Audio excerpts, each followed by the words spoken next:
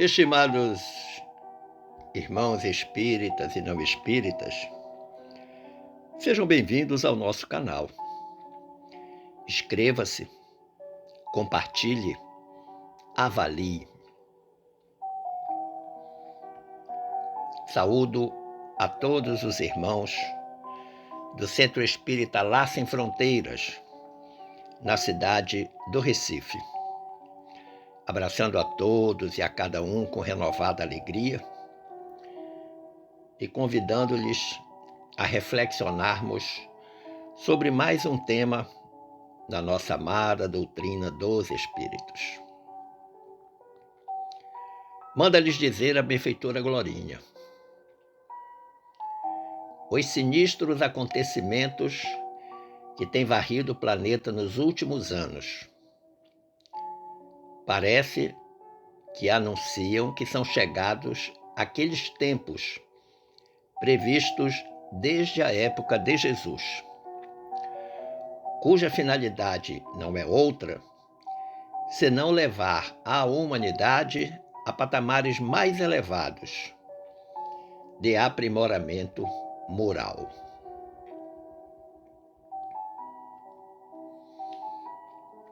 Nós conversaremos hoje um pouco sobre o que está registrado nos capítulos 11 e 18, sendo que o capítulo 18 está majoritariamente dedicado ao tema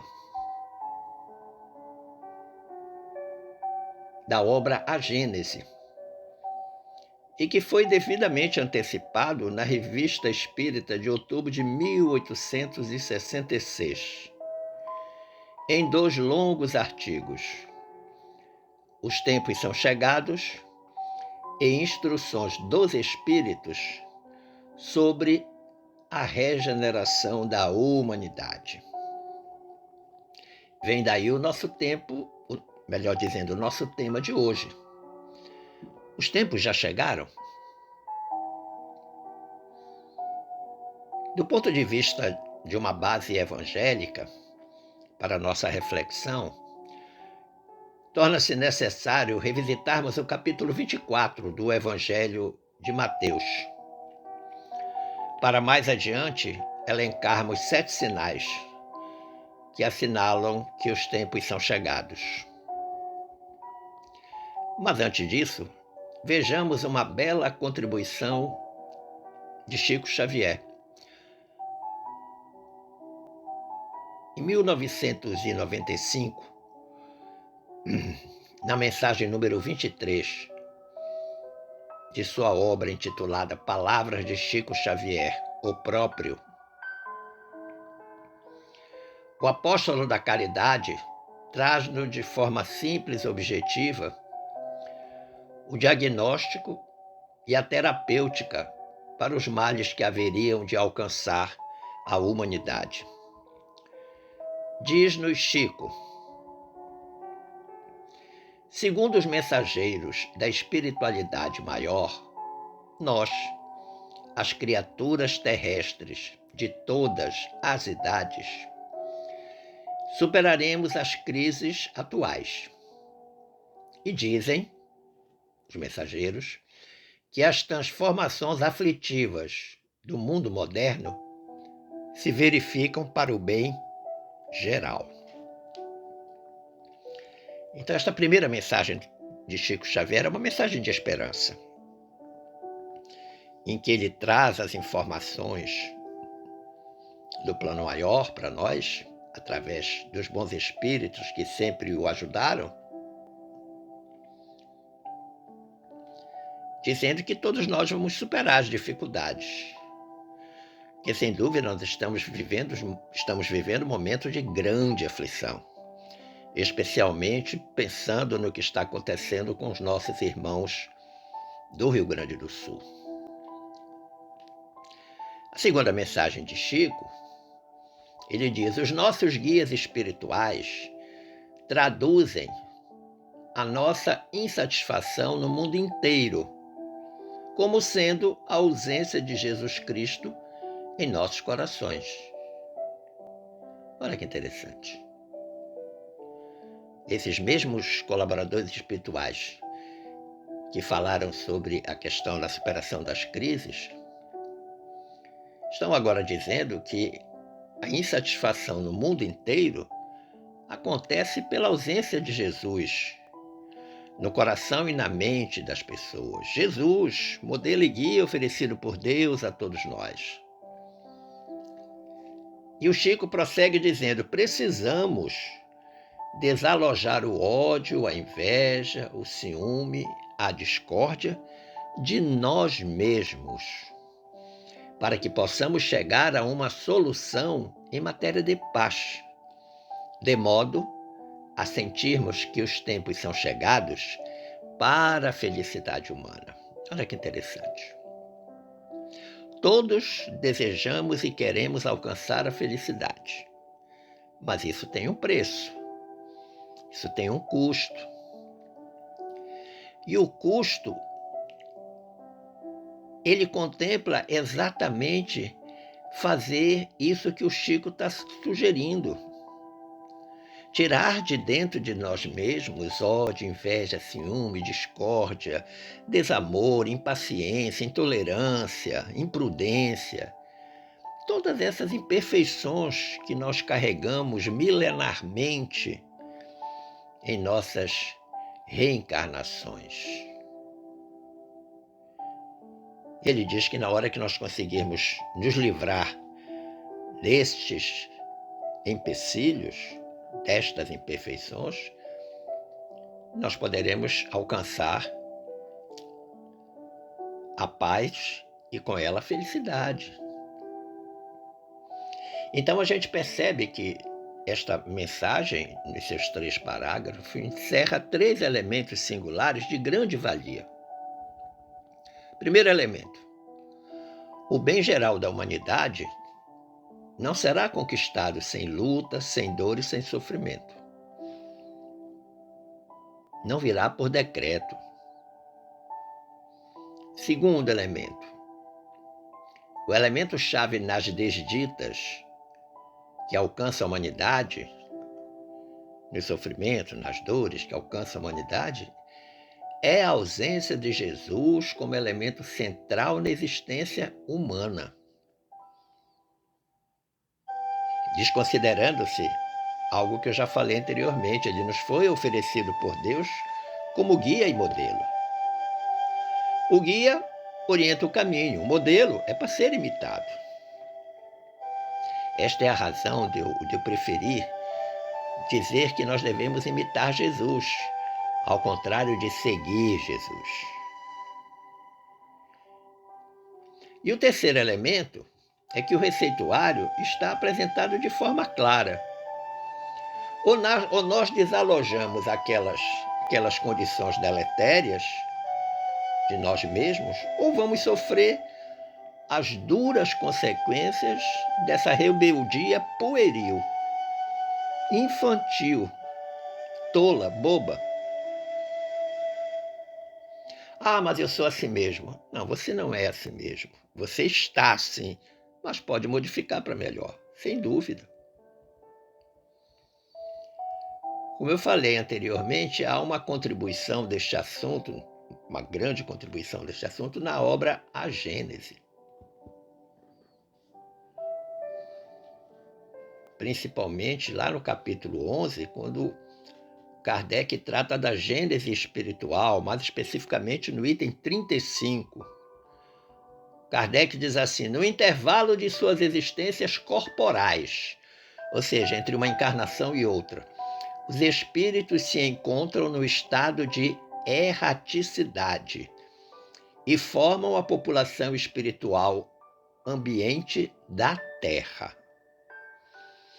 Então, todos os espíritos que desencarnam da Terra ficam na erraticidade, formando essa população espiritual que rodeia o planeta. Pelas mortes e pelos nascimentos, diz Kardec, as duas populações, terrestre e espiritual, desaguam incessantemente uma na outra. Espíritos que voltam à carne, espíritos que saem da carne. espírito ora encarnados, espíritos ora desencarnados.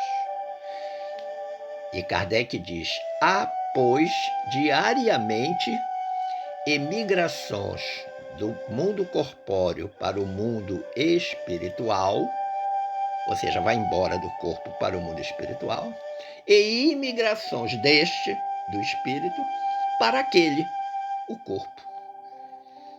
E ele finaliza dizendo: é o estado normal.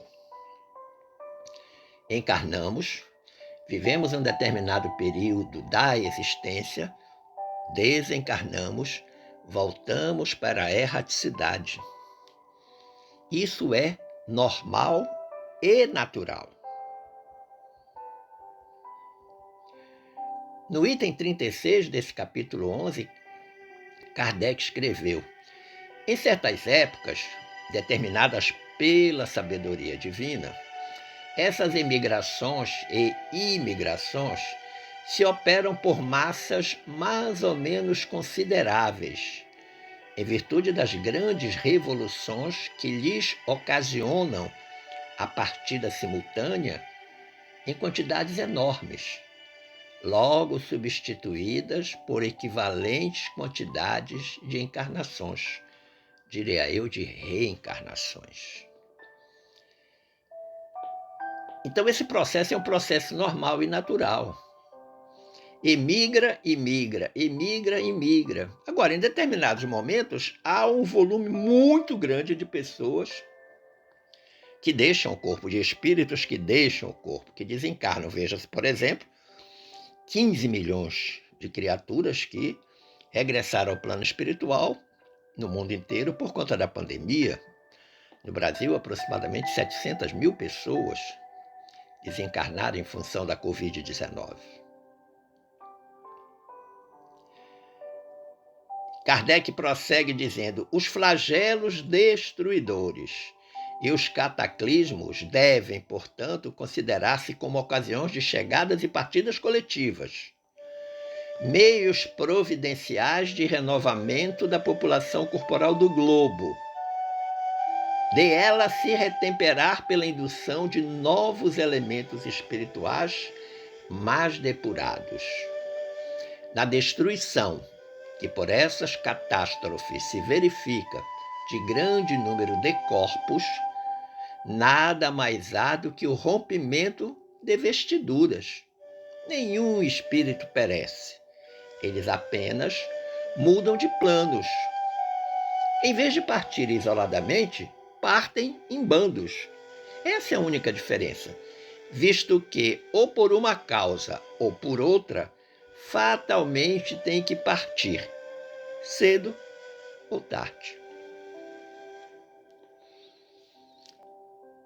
Muito interessante, muito justa essa explicação.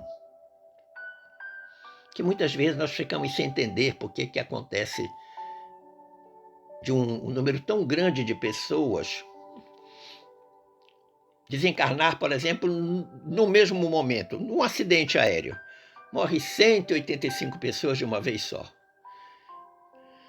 Chamamos a isso de tragédia, ficamos consternados, tristes, preocupados.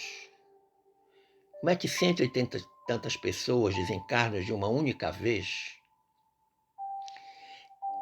E a gente então fica com a sensação, o sentimento de que a vida junta aquelas criaturas todas para aquele momento e todas elas desencarnam coletivamente. Nós não sabemos a hora em que vamos ou devemos regressar ao plano espiritual. E essa é uma razão que eu acho absolutamente importantíssima para que nós prestemos atenção na nossa conduta durante essa existência, ou nas nossas condutas durante essa existência. Orai, vigiai e orai. Precisamos estar atentos. Na Gênese, agora no capítulo 18, também a nós trazida por Allan Kardec,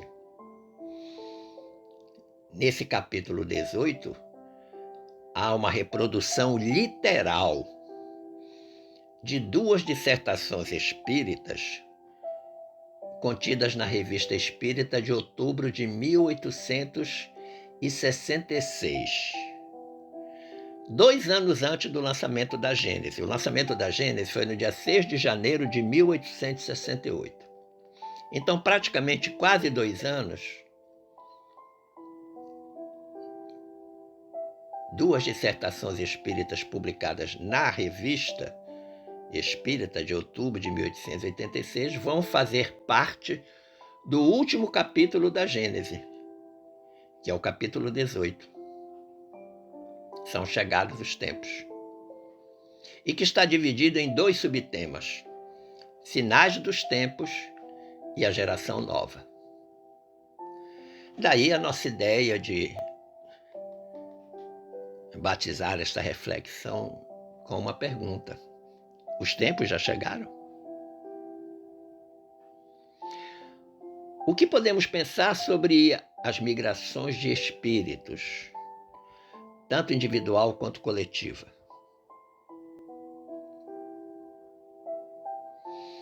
Um detalhe singular: a migração individual se caracteriza por ser sempre para um mundo melhor, embora o espírito tenha liberdade de aceitar ou não essa migração. Por quê? Porque esse espírito, ao longo de todas as suas reencarnações, ele conquistou o laurel que o habilita a viver em mundos melhores. E eu creio que talvez o nosso melhor exemplo esteja em Bezerra de Menezes. Bezerra de Menezes, inclusive, foi convidado através do espírito Celina, a pedido de Maria, mãe de Jesus, a ascender a um plano mais elevado no mundo espiritual, mas ele pediu que a mensageira transmitisse à mãe Maria que ele gostaria de ficar onde estava para poder ajudar os seus irmãos na terra. Numa grande lição de desprendimento, de amor ao próximo, de compromisso com o bem-estar das populações. Por outro lado, a migração coletiva, ela é compulsória. Aí não tem escolha. Os espíritos todos podem ir ou vão para o mundo inferior. E se tiverem boas pessoas dentro do avião que sofreu aquele sinistro, que caiu, que explodiu, elas também vão para o mundo inferior? A pergunta é: será que a reunião das criaturas naquele avião foi uma reunião de bons e maus? De espíritos que precisavam e não precisavam daquele momento? Porque você pode perguntar: isso não é justo. Isso é muito injusto, considerando que o espírito não retrograde. Certo, é verdade. Ele não retrograde nos valores conquistados. Mas nesse caso dessa migração coletiva, nós estamos falando de espírito rebelde, espírito empedernido, que rejeita todas as oportunidades de evolução e que continua sendo espírito inferior. E se ele insiste em ser um espírito inferior, ele vai ter que ir para o mundo que lhe diz respeito, o mundo inferior.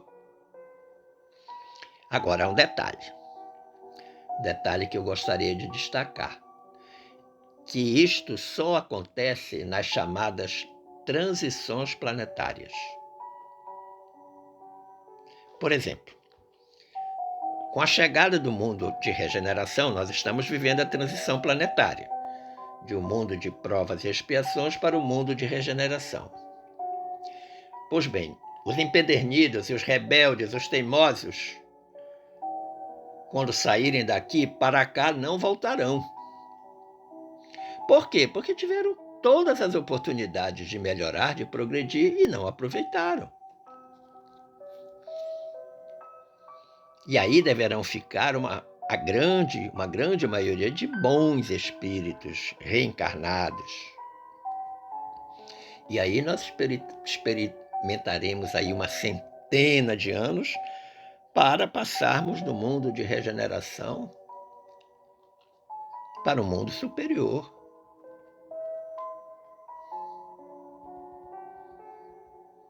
No atual momento da Terra, com tantas guerras, com tantas catástrofes, com a maldade, com a corrupção, com a falta de amor, nós temos que nos preocupar com a migração coletiva.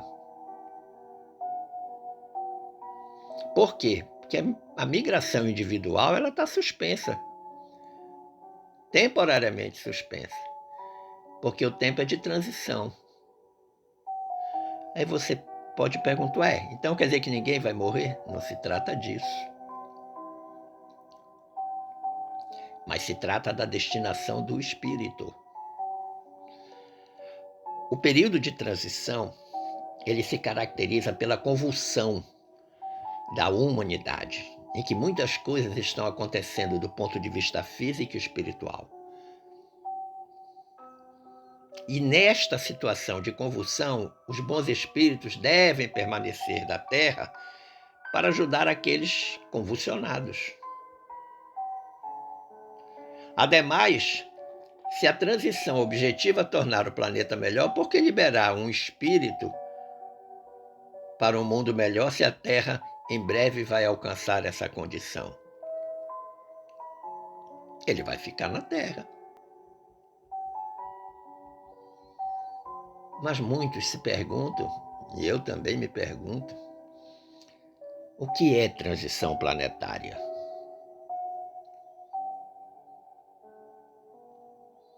A doutrina espírita nos ensina que os mundos e os seus respectivos habitantes, em um determinado momento, mudam de configuração.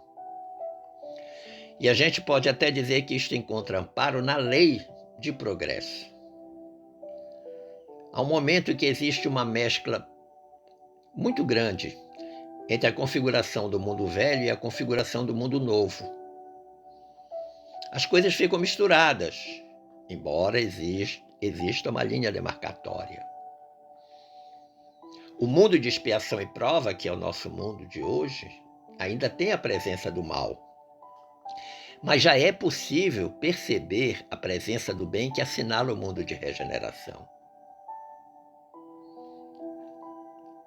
E aí nós temos, misturados, embora exista uma linha demarcatória, o mundo de regeneração e o mundo de prova e expiação, ou expiação e prova. E o melhor exemplo que eu posso lhes dar é de algo que acontece lá na minha região, na região norte, que é o encontro das águas do rio Tapajós com o rio Amazonas, ou o encontro das águas do Rio Negro com o rio Amazonas.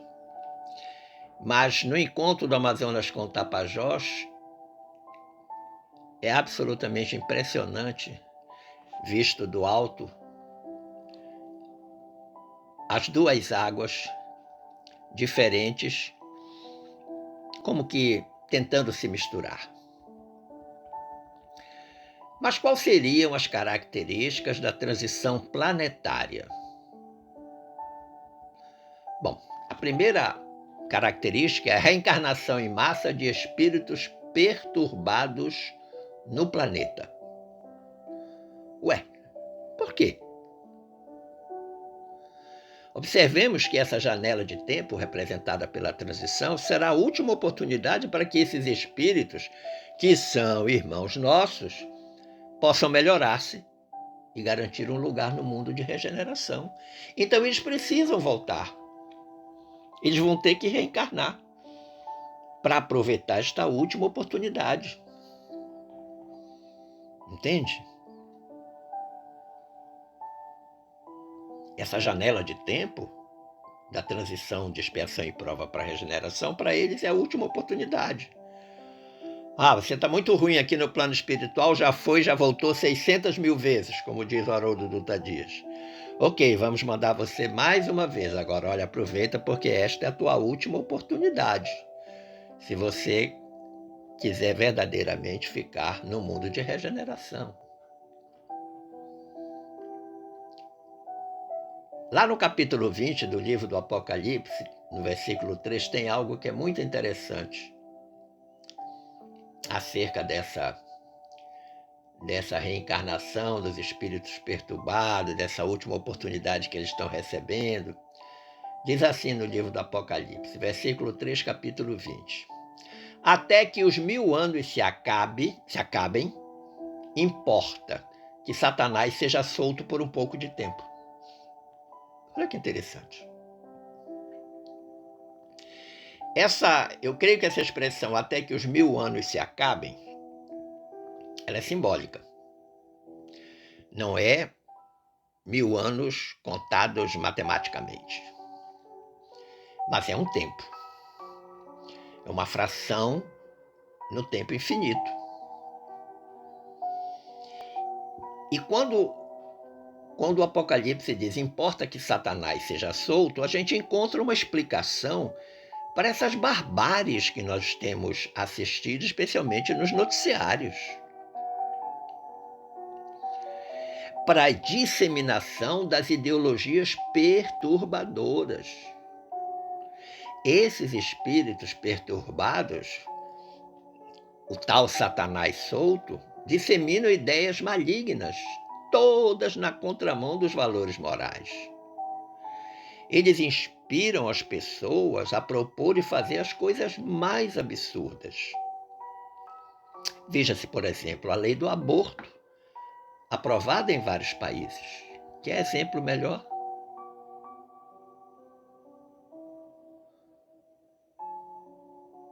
Um terceiro elemento que a gente pode identificar é a reencarnação de espíritos bons.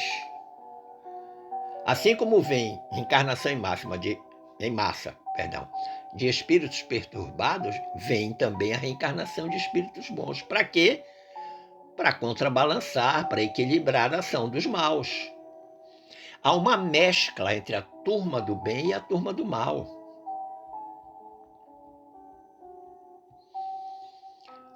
O que caracteriza esse tempo de transição planetária é que este é o tempo dos testemunhos. Todos nós somos convocados a testemunhar tudo aquilo que aprendemos de bom nessa e nas reencarnações anteriores. O nosso patrimônio espiritual adquirido ao longo das múltiplas reencarnações que tivemos. Chegou a hora do testemunho, dizer a que viemos, especialmente os espíritas. E a última característica da transição planetária é a migração dos maus. Aqueles espíritos endurecidos, rebeldes, teimosos, duros na queda, vão ser expurgados, serão expurgados. Porque não haverá mais condição nem espaço para eles no mundo de regeneração. É como se eles estivessem mandando dizer, olha, eu não quero ficar mais aqui. Ah, se não quer, então você vai para um lugar que é compatível com seu nível de desenvolvimento espiritual. Esse é o grande dilema. E nós? O quanto já melhoramos?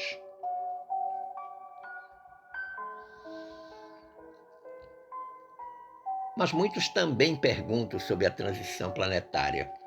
Quando é que ela vai se encerrar? Quando é que ela se encerrará? Querem saber?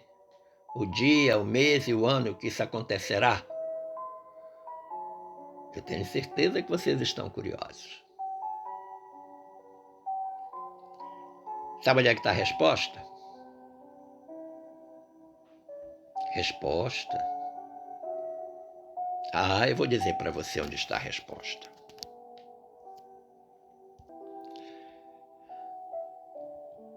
Vamos então ao item número 8 da questão 267 de O Livro dos Médiuns. Lá está escrito assim: reconhecem-se ainda os espíritos levianos pela facilidade com que predizem o futuro e precisam fatos materiais, de que não nos é dado ter conhecimento. A previsão de qualquer acontecimento para uma época determinada é indício de mistificação. Olha que interessante. Todo mundo quer saber quando vai acontecer, estabelecem datas. E os espíritos já haviam dito lá no Livro dos Médiuns que a previsão de qualquer acontecimento para uma determinada época é um indício de mistificação. É fato que a expressão fim dos tempos é muito usada nas religiões, mas está errada. Por quê? Porque não se trata do fim dos tempos, mas de uma mudança de um estágio inferior para um mais superior. Ou seja, quando a humanidade alcança um determinado grau de maturidade espiritual, ocorre uma mudança. E essa mudança recebeu o nome de transição.